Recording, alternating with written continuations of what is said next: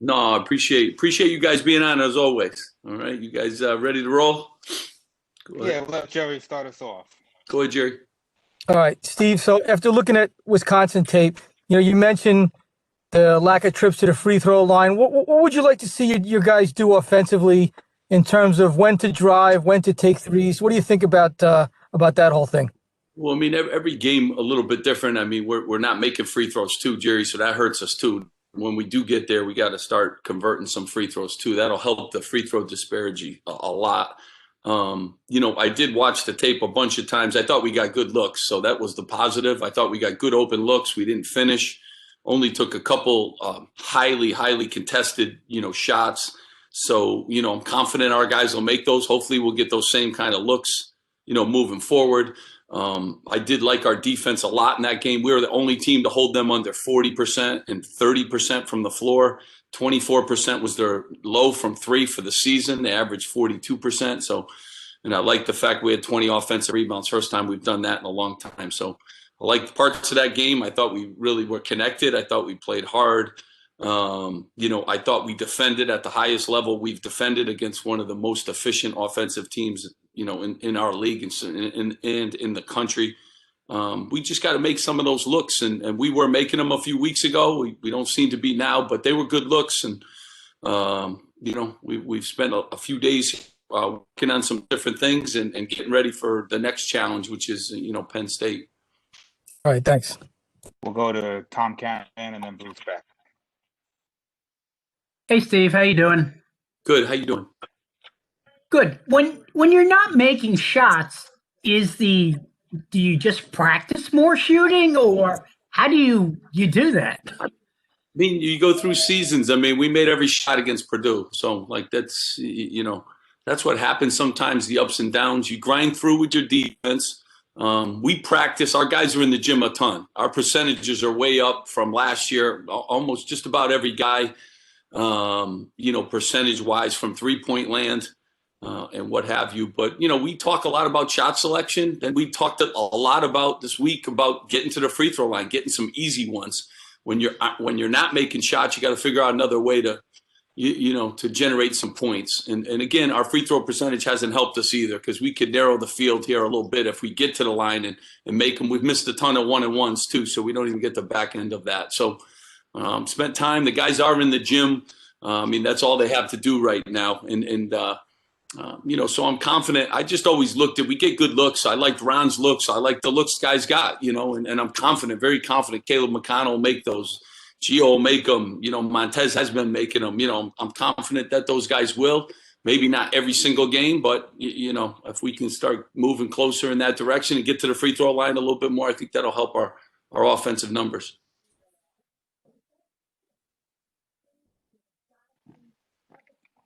So you can go ahead. Hey Steve, hope that you're safe and family's doing well. Winning and losing sometimes becomes self-fulfilling prophecies. It comes down to confidence, and sometimes you just have to believe you can win. So my question to you is, how do you recapture that confidence and that feeling? Yeah, Bruce, we got 12 left, and we're playing the best league in the country. So we got 12 left. And sometimes you're on winning streaks and sometimes you're on losing streaks. And obviously you never want to be on a losing streak, but you also learn a lot about your team, and you learn a lot about players, and you have to go through some of those times too. And I think every coach does. We went through it last year too at this time. Nobody remembers. We had stretches just like this. We've lost to all ranked teams, so we're playing really good teams, and we got to play really well, during the course of those games. But we'll regain it. That's what I do. I took this job, a long time ago, and obstacles, and I love it. And I love when people doubt and all that. That's great. We're going to keep grinding. We're going to defend better. We're going to rebound better, and our guys are going to play better, and the results show. And we'll keep moving forward. With a lot of the season still left. I know everyone, a lot of the season still left. We're halfway mark, and we could do some really good things in the best league in the country. So I'm excited about that. I was excited about practice the other day. We had a great practice. We gave them Martin Luther King Day off yesterday. I thought was important. They start school today. So the first day of classes today, we had a 3.4 grade point average with our team for the semester. So I'm glad they're getting back to a little bit of normal here with classes and doing some of that stuff, because distractions are probably good for them at this time. Over Bobby and then Brian Fonseca. Coach, you guys had some downtime the last couple weeks between games. What benefits have you seen from, not having to play every other night or every few nights? It's the first game the other day where everyone was healthy. So, the downtime Rich has been busy as can be, but he doubled up on his treatments on Cliff and on all the guys. So we've been able to give him some days off. We watched much more film. Their days get a little crazy now with school added to their plate, but and I think we've put in some new stuff. I think stuff will pay off down the other end, and going to be well prepared for this game. We were really well prepared for Wisconsin, even though we came up a little bit short in that game. I thought our game plan was spot on. So we're doing more of the same. With them now, we just got to juggle a little bit more schoolwork in there too. So we'll have to juggle our practice schedule a little bit. Steve, you mentioned the difficulty of the first half of the Big Ten schedule for you guys. The next 4 games are against teams in the bottom half of the league. Seems like the schedule's easing up a bit in that sense. Do you feel like it's a good opportunity in that sense to get on a winning streak and kind of improve how you guys have been playing? Yeah, we got to improve, obviously, especially in this league, and I think we will. We got to go on the road now, and we got to win another game. Last year we won 2 road games, so we have a chance to do some stuff on the road. But every team in this league is good. And as you guys see the scores every night, who knows? You got to play well every night, no matter who you're playing. But I think our guys are confident. I really do. And I think we're ready to take on the challenge of the second half of the season. And, we're 7-5 in the first half. Okay. And everyone wants to be undefeated, but that's not where we are, and the lessons that we've learned now can we take into the second half. I take a lot of pride in our teams have always gotten better under me in my 16 years of coaching, and we'll continue to get better, and we can, and that's the good part. Some teams have peaked right now. No, we can get better as long as we stay COVID free too. That's always a big part of this, and the guys have done a good job in that area. But we're really confident moving into these last 12 games, learned a lot of lessons, got guys healthy for the first time, went through a lot of obstacles. And, now we look forward to what the next 12 bring and see how we can, end the season the right way. Go to Chris Eisman and then Aaron Brightman. Steve, how has Ron kind of bounced back from that game in the days since in practice? What have you seen from him in terms of confidence-wise and just kind of where he's at, going into this Penn State game? Yeah, Ron by far had his best practice on Sunday of the season. So, and I still think if you look at Ron, I know everyone's looking at his numbers for the last couple. His numbers are off the charts for the season. So, if you want to go through a season, you're going to have stretches where, the ball doesn't go in the way you want it to. He needs to get to the foul line more. I think that's important. But he's having a really good season. And if you want to take a snapshot of a couple games here and there during the course of anyone's season, but Ron's a good player.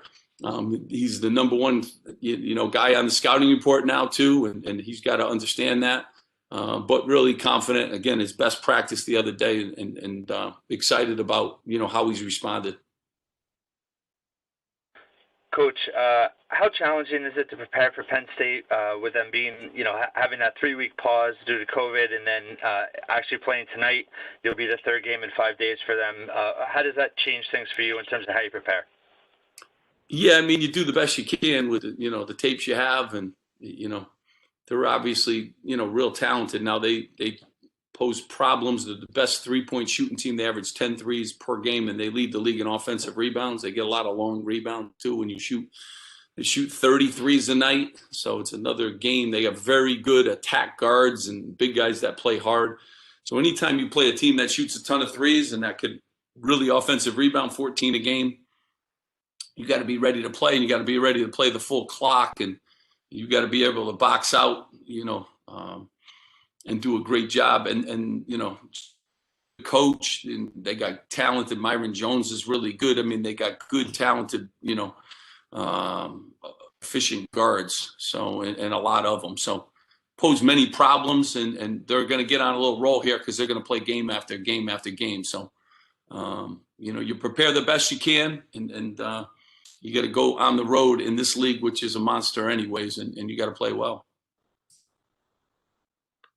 We'll go to Richie and then back to Jerry. Coach, with Penn State playing tonight, how much of an advantage does that give you kind of to be able to see them, I guess, literally 48 hours before you guys take them on? Yeah, I mean, it's an advantage, I guess. I would watch, whatever the last games were anyways, on film if I wasn't watching it live. But, you could pick out some things. Again, they had a pause, so they put new stuff in that we didn't see prior to the pause. So, gives you a chance just to get to know them. I think we have a good feel for who they are today. But we'll learn more tonight, and they're going to play a really good team too. So we'll get a chance to see them again, which is a good thing.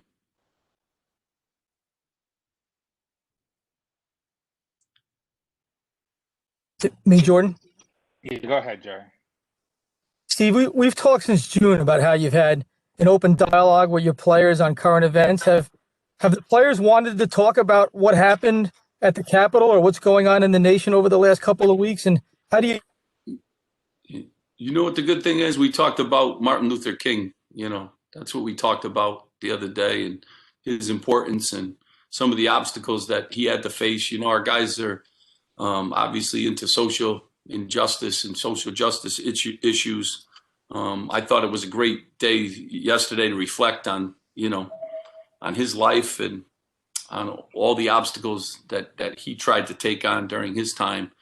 And, I thought the guys were really well versed in all the great things that Dr. Martin Luther King did for our country. So it's a good time to reflect and talk about, some good things too that are going on in their lives too, with schools starting back up and the fact that we were one of the only programs in the country that has not been paused by COVID, and some of these other positives, 3.4 grade point average. So we talked a lot about him this week, and I thought it was appropriate time for that. In your playing days, did you bring up current events, or is that something new for your generation of coaches? Yeah, I mean, he didn't. I mean, I don't remember. I'm sure at some point in time that he did. I mean, it was just a different time. Jerry, the phones are attached to them. They know more about everything going on than I currently do. I could tell you Penn State's 3-point percentage and all this other stuff, but they could give you everything else. But it's more a part of their lives. They know more. They see more. They have more ideas, and the good part is our guys want to do more too. So I think that's really important.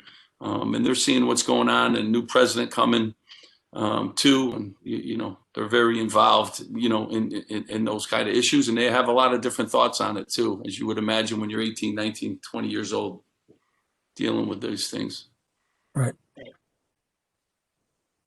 Thanks, Steve. Thank you. We got one from Brian Fonseca, and then let me know if you guys did have any more. I saw some hands that may have gone away. Yeah, Steve. How's Jaden? Is he practicing yet? And I don't think we've asked this, but what is kind of your current plan for him going forward? Well, excited. I mean, he has practiced a couple times. He's taken his first day of classes today, so he lifted for the first time, the other day. He's a great kid, from a great family, but we have 21 out of bounds plays that he needs to learn in the next, 5 minutes. So, like any freshman, first day of class, sore from the weight room, first time he lifted, he's going to be a real good player. He's trying to figure out our drills. He's trying to figure out our offense, kind of in the middle of the season here. It's kind of a hard time to just jump in and know what you're kind of doing. So he's in the back of the line learning everything, and, he's going to be a very good player for us. So, excited about having him here and stealing some time with him in the weight room and on the court and all those kind of things. I'll go over to Bruce. Steve, is this a team that you enjoy taking into battle in terms of focus, energy, work ethic, enthusiasm, professionalism for a collegiate team? They're great. They're fun to coach. They're great kids. it's like anything. We have our great days, and then we have other days that aren't as great. I do realize they've been here since June. It's really a different time. There's no escape from basketball. There's no restaurants open. There's no going to, a volleyball game. There's no anything for them. So try to be real conscious, of that and making sure that their 2 hours spent with me is a positive 2 hours where we have fun and we try to get better and do that. It's just a different time. And there's never been anything like this. I have a daughter that, plays at Northwestern, and it's really good to hear her perspective on things. I mean, just nothing is normal. And they got up early this morning. They had to come over here and get tested. They can't sleep in. They got to go to class. And even on days that we have off, they got to get up early and get tested. It's just very different time for them. So I try to be real conscious of that and try to make sure that they have a little fun too during their day. But, along that lines, you can't go bowling, you can't go to the movie theater, you can't do any of the things that used to take them away from, basketball. And so very, conscious, even when we travel on the road, there's really not, we used to go to the mall. We used to, go see, a park or, do something educational. Now you just, go to the hotel room and hope nobody knocks on your door without a mask on. So very different time and try to be very conscious of that with our players. Take a question, Chris Eisman. How was Cliff bounce back, health-wise from his first game back on the court? Yeah, I mean, we were sore and stuff, but he's getting better and better, and he's a big part, of this thing moving forward here. Our rebound, the numbers changed drastically. I mean, his size, you saw, he even when he doesn't get the rebound, he's engaging other guys so they can't get the rebound. As he gets back into playing shape, he had almost 28 days where he didn't do a lot. You got to get back into that game shape and that game physicality and stuff. And I think he's moving in that direction. So, real pleased and excited about having him back full time. Go to Jerry and then Brian. Sorry, I'm done. I forgot to lower my hand. Yeah.